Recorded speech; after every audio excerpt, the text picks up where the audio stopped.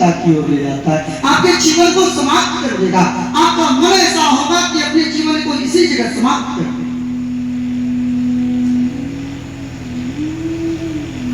ना पुत्र था ना पुत्री था।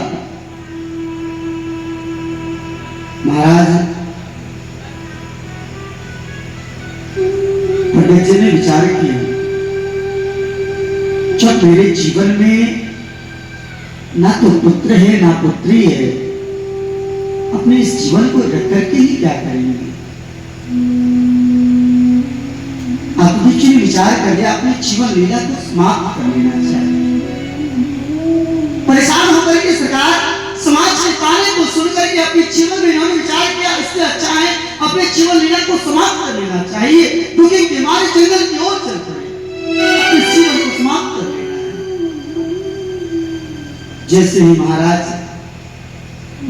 अभी जंगल में पहुंचा था, तालाब के किनारे जंगल में रहते रहते प्राण त्यागने से पहले महाराज अचानक से पानी का प्यास लगा, जल पीने का इच्छा हुआ। जैसे तालाब के किनारे गया, अपने हाथों में जल लिया, और जैसे जल ले रहा था उसमें एक मछली अपने परिवार के साथ जल में विहार करते हुए उस स्थान से जा रहा था। इन्होंने विचार किया है, हमसे तो अच्छा ये मछली है जो अपने परिवार के साथ खुश रह विहार करता है। उनके मन में और हो गया कि अब अपनी जीवन लीला को समाप्त ही कर लेना चाहिए।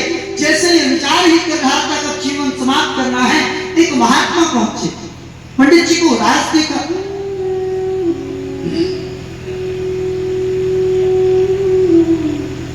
सरकार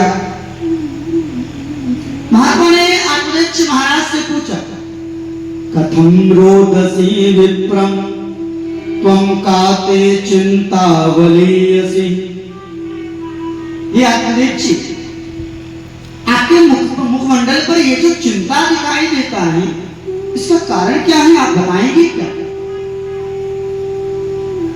आत्मनिष्ठ महाराज संत महात्मा के चरण को पकड़ा, क्या बताऊं?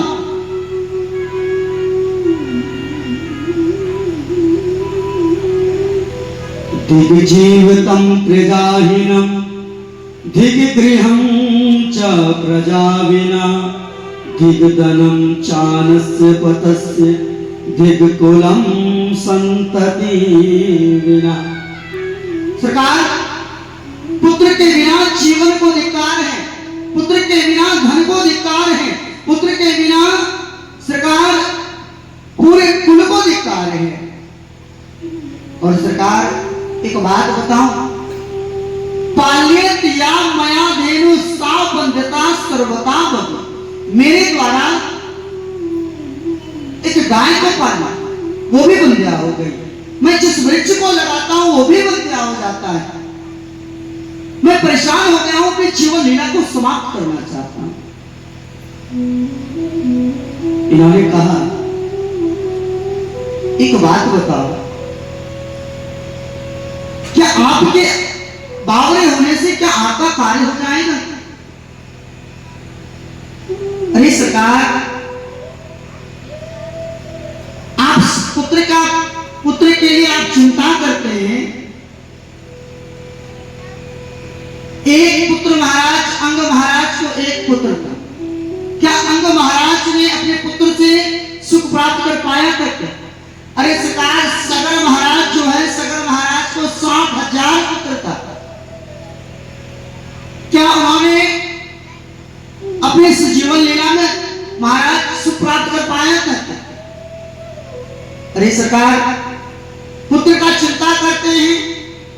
अरे कंस ने तो अपने पिता को ही कारागार में बंद कर दिया था।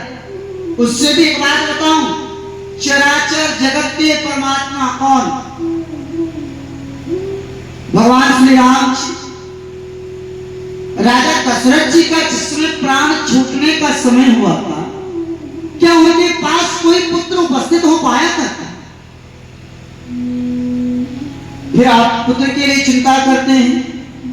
सरकार, आत्मदेव जी महाराज ने बताया, मुझे जीवन में सब कुछ पता है, मुझे सारा ग्रंथ पता है, लेकिन अगर आप मुझे पुत्र होने का वरदान दे सकते हैं तो ठीक,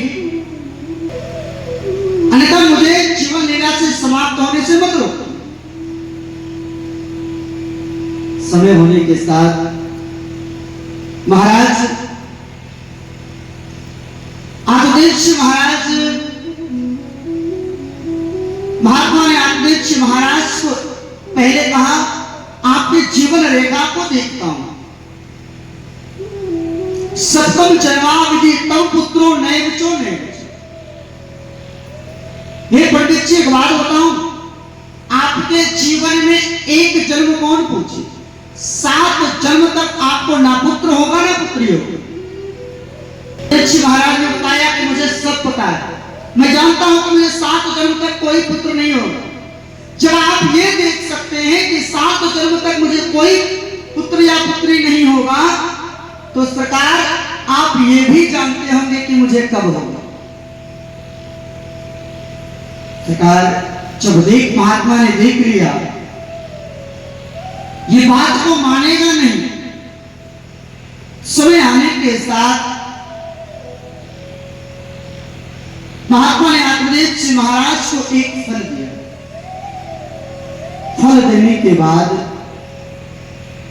बताया, इसे आप पत्नी को खिला दीजिएगा, जिससे बालक का जन्म होगा। फल लेकर के घर आई।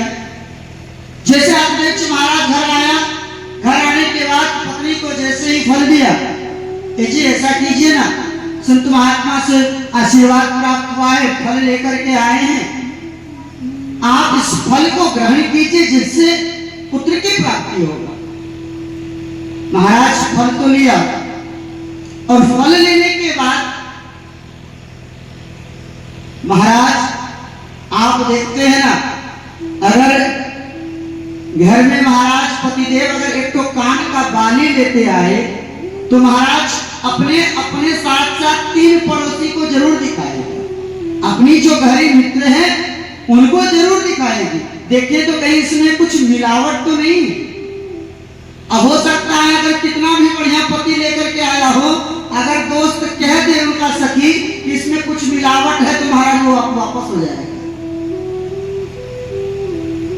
कहने का तात्पर्य ये है, सरकार धुंधली देवी ने विचार किया, अपनी बहन से पूछी, एक बात बताओ, ये जो फल दिया है, फल खाने से कहीं बालक होगा? बोला अच्छा, और कहीं ये फल खाने से गर्भ धारण करने के बाद बालक होने के समय कष्ट होता है, जीवन में सुंदरता भी, महाराज जब तक गर्भ धारण होगा सुंदरता बिगड़ जाएगी, चलने में दिक्कत, एन प्रकार से बताया। उनकी सखी ने कहा, एक बात बताऊं, मेरे घर में 4 पुत्र हुआ है और 5वां भी गर्भ धारण किए, ऐसा करना, मेरे पति को धन दे देना बहुत सारा, मेरा बालक का जन्म होगा, तुमको पहुंचा देंगे रात में। महाराज विचार, सखी का विचार की, सखी ने दोनों आपस में विचार किया महाराज, और बोला ये जो फल है, इस फल को आप गाय को खिला दीजिए। समय आने के साथ वो जो फल था गाय को खिला दिया और अपना गर्भ धारण करने का नाटक करने लगा। समय आने के साथ सरकार कालांतर में जो उनकी सखा ने, जो सखी ने बताई थी कि रात्रि के वेले में हम आपको पुत्र पहुंचा देंगे, आप धन दे दीजिएगा, उसमें महाराज रात्रि के वेले में ही धन दिया, पुत्र को जैसे ही पहुंचाया, सुबह हुआ, आवाज लगाया, अरे वो आत्मदेव जी महाराज, अरे वो पंडित जी, अरे आपके घर में बालक का जन्म हुआ है। आत्मदेव जी महाराज जिस प्रकार निंद्राव अपने घर में उत्सव मनाते थे, उसी प्रकार आत्मदेव जी महाराज ने खूब दान किया। दान करने के साथ, समय आने के साथ जो फल गाय को खिलाए थे, उससे भी एक बच्चे का जन्म। महाराज तो आत्मदेव जी महाराज और प्रसन्न हो गए, आत्मदेव जी महाराज ने बताया, महाराज इस बार जो बालक का जन्म हुआ पूरा शरीर मानव के जैसा, केवल ये जो दोनों कान था वो गाय के समान थे। समय आने के बाद नाम संस्कार करना आरंभ किया। महाराज जो गाय से बच्चे का जन्म हुआ था, आत्मदेव जी महाराज ने उस बालक का नाम गोकर्ण रखा। बोले गोकर्ण जी महाराज की। महाराज और जिस समय वो जो पत्नी ने बालक को गोद लिया था, लेकिन पंडित जी को तो बताया था कि जन्म लिया है, पंडित जी को कोई पता था नहीं। नाम रखने के लिए गया कि उनका नाम रखे तो इनका भी नाम रख देना चाहिए। सरकार जैसे ही नाम रखने के लिए गया, धुंधली देवी ने मना कर दिया, अच्छा आप बहुत चालाक हैं। अरे सरकार, कष्ट सहेंगे हम और नाम रखेंगे आप, ऐसा नहीं होगा। मेरे संबंधित मेरे बेटा का नाम होगा। मेरा नाम धुंधली देवी है तो मेरा बेटा का नाम धुंधकारी होगा। बोलो राधे राधे। धुंधकारी का मतलब क्या? अच्छा, जो नाम सुनने में ही अच्छा ना लगे वो कैसा नाम?